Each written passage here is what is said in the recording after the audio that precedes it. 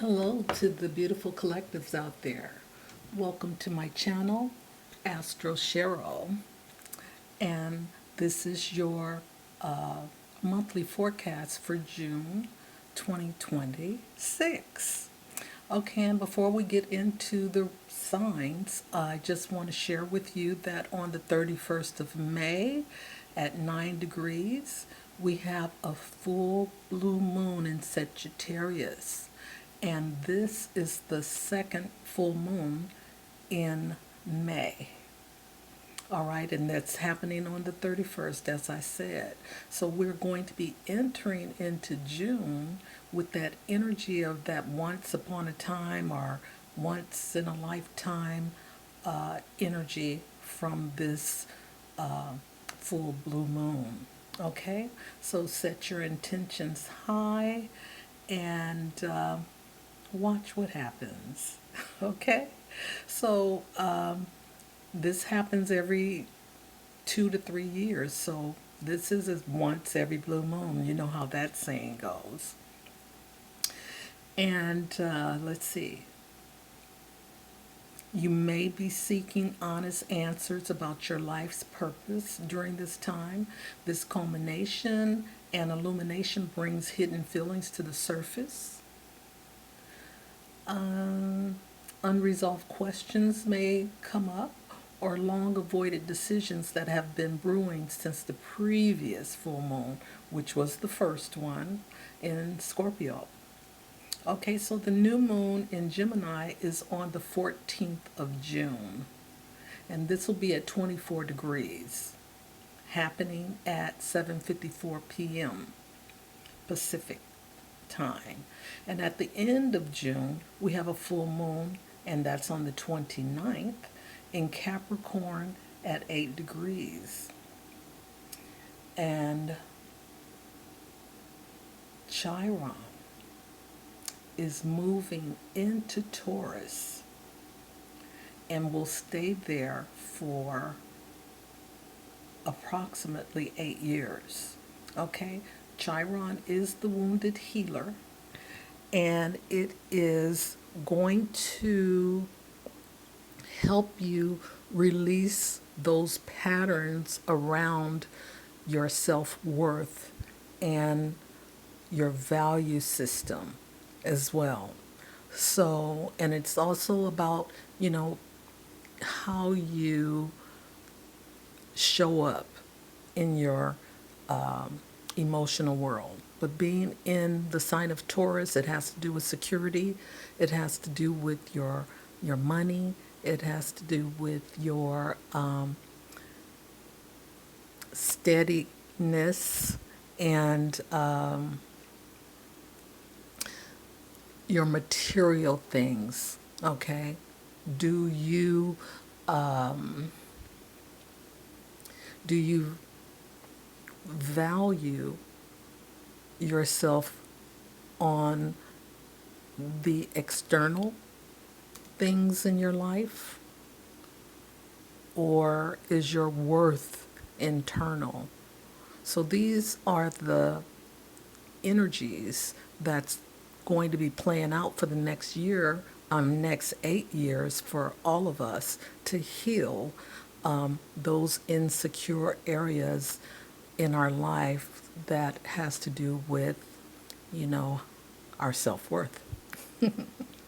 Okay, so without further ado, let's get into your forecast for the month of June. So I will see you on the other side. Hello to my beautiful Taurus risings out there. Welcome to my channel, Astro. And this is your forecast for June 2026.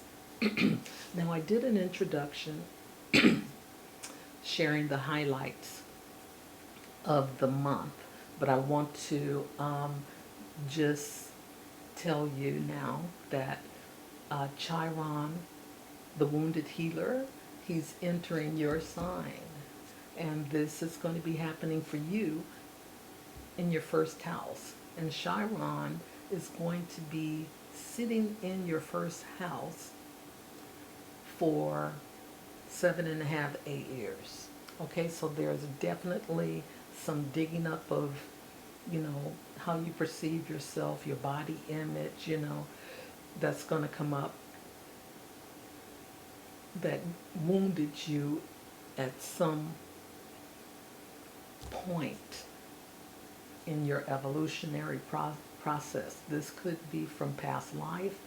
Um, it could be from early childhood. But this information will unfold as time goes on, and you'll be able to look at and see how you respond to the pain from the wounds that Chiron is lighting up for you. Okay?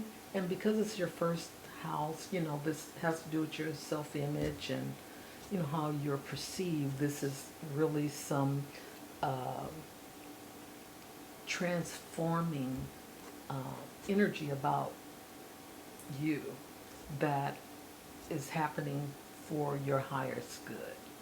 Okay? So on the 1st of June, we have Mercury moving into Cancer, and this is happening in your third house of communication, um, your siblings, your local community, uh, transportation, and it could be part of your work. Okay?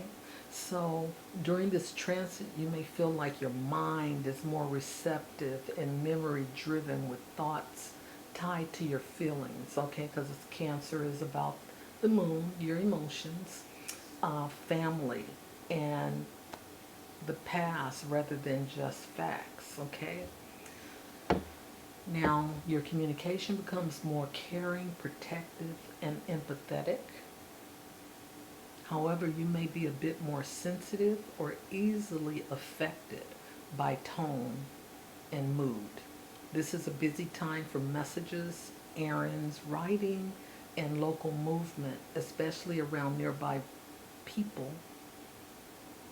and practical matters. Okay?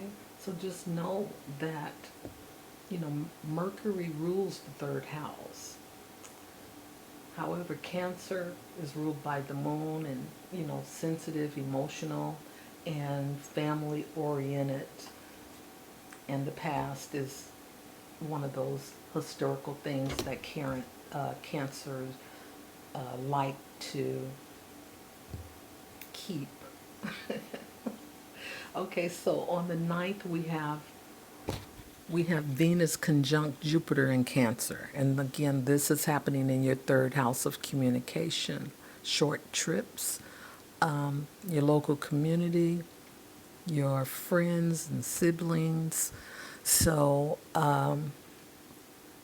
let's see, this conjunction is a positive one because Venus and Jupiter are both benefic planets where they want to give you, the best. So here you have social ease and luck right now because they're both lucky energies. Conversations flow easily. People respond warmly, and small contacts can bring unexpectedly beneficial opportunities or gifts. Okay? Your words carry more feelings and care. You're likely to comfort others or attract caring responses. Overindulgence in spending, comfort, beauty, or overcommitting emotionally in casual talks are possible, okay? Because Venus and Jupiter, they over they can overindulge. Jupiter expands wherever it is. Venus loves the comfort of, good food, music, art, things of that nature. So, especially with the sweets, Venus can overindulge. So just be aware of that as the month unfolds for you, Taurus, because Venus is your ruler. All right, so on the 13th, we have Venus entering Leo, and this is happening in your fourth house. So here, your attention is on your home because the fourth house represents your private life, your home, your family, real estate, your roots, ancestry, historical events. Okay, let's see. Your family and your emotional foundation is where your attention is. So Venus encourages cozy, nurturing, and aesthetically pleasing surroundings. All right? Your desire for comfort feels special and expressive. Luxury touches in decor, quality time, and loved ones, or wanting your home to shine through photos, styling, entertaining, however that happens for you. But again, Taurus, we know you can be overindulgent. You love the luxury as well. Okay? So on the 14th, we have a new moon in Gemini. And this is happening in your second house of your finances, the type of work that you do, your self-worth, and what you value. Okay? See, your attention is on your income, budgeting, savings, and stability. It's a good time to review your finances, set realistic goals, or brainstorm side income ideas. You may be questioning your self-worth and your values at this time. Well, that's,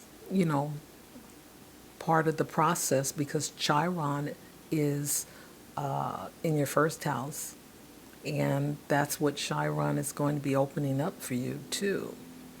Okay, so on the 19th, we have Chiron entering Taurus in your first house. This is an opportunity to confront old insecurities and rebuild your self-worth from the ground up. Your identity, appearance, and physical body move into the spotlight here with Chiron. Okay? You may feel more self-conscious or scrutinized, but this pressure can help you see where you've been hiding or disguising yourself. Okay? So this is getting down to taking off the mask and showing your authentic self. Okay? So on the 21st, this is the summer solstice. We have the sun in Cancer, and this is happening in your third house of communication. Okay? Your local environment, your siblings, your, local friends are all a part of this third house energy. So you speak with emotional intelligence, and that's the Cancer energy. Okay, you naturally know what others need to hear to feel comforted.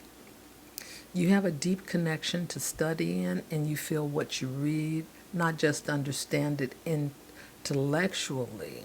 All right, your focus on siblings, neighbors, and family matters may deepen. Okay, or issues may resurface at this time. Okay, and a lot of that has to do with that Cancer energy being ruled by the moon, and with the moon's energy, a lot of the hidden stuff starts to bubble up. Okay, so on the 28th, we have Mars moving into Gemini, and this is happening in your second house, okay, of your finances, your self-worth, your values, other people's money.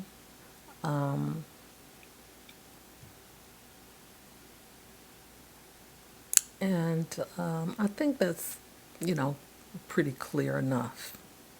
All right, so you drive to earn, spend, and feel financially okay. You may push, this may push you to take concrete action about income, budgets, or side gigs. However, you may You may be talk driven, scattered, and mentally active. And that's part of because of the mental energy of Gemini, okay? You may juggle multiple income ideas, negotiate deals, or argue more sharply about money or what you own. This is a good time to separate what you have from who you are, okay? Identity. This is about, claiming your identity. All right. So on the 29th, we have Mercury going retrograde in the sign of Cancer. Okay. And this is happening in your third house of communication. Mercury rules the third house. Cancer is, moody because it's ruled by the moon. All right. So during this retrograde, there is an emotional protective tone, which is Cancer's energy, and conversations may feel more personal, sensitive, or reactive than usual. You may experience misunderstandings, mixed signals, or second guessing conversations. Okay? You have a strong urge to revisit old messages, drafts, plans, or unresolved family sibling topics. Okay? You may communicate from feelings rather than from, a logical point of view. So the last thing share with you for the month is June 29th. Again, we have the full moon in Capricorn, and that's happening in your ninth house of higher education, your belief systems, spirituality, philosophy, teaching, other cultures, other languages, long distance travel, and publishing as well. So, your core values, spiritual outlook, or political ethical views may come under scrutiny during this time. You may feel a strong need to clarify or release outdated beliefs that no longer fit your maturity or life situation. This is a potent time for decisions about travel, study abroad, advanced degrees, publishing, or legal type matters. Okay? And, with this full moon being in Capricorn, this is a grounding energy. This is like Saturn's lessons, okay, for the future. So here we go with ending the month with this full moon in Capricorn, okay? So, Taurus rising, until next time, bye for now.